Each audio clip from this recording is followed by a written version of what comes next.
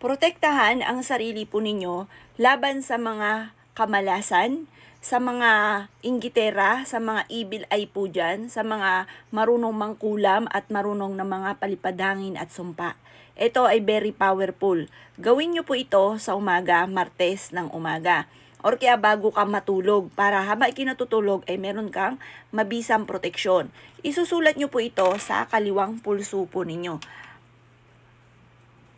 Isusulat nyo po sa inyo pong pulso ay ganyan. Very powerful po ito mga bossing ko ha. Napaka-epektibo po nito. Yan. Gayahin nyo po ako at para ikaw ay malayo sa mga toxic sa buhay po ninyo. Powerful po ito. For protection. Lalayuan ka na ng mga tao na hindi maganda ang intention sa inyo. Tapos i-wish nyo po na kung sino man yung mga tao na hindi maganda intention sa inyo, ay layuan na kayo. Pero kung may kakilala kayo na siya po ay alam nyo na gumagamit ng kaliwa, i-wish nyo po na layuan ka na niya.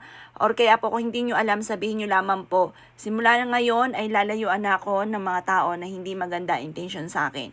Lalo na yung mga inggitera, pakalimera, chismosa, at yung mga tao na nagpaplano ng masama sa akin. Basta i-wish nyo na lahat ng gusto po ninyo habang sinusulat nyo po ito. Very powerful po yan mga bossing.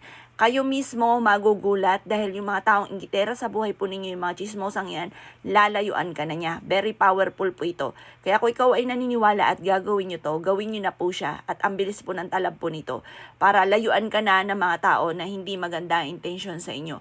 Gawin nyo ito mula sa puso at paulit-ulit na sabihin ko ano yung nais ninyo na maganap sa buhay po ninyo. At ito po yung magbibigay sa inyo ng proteksyon at katuparan ko naman ang inyong mga ninanais.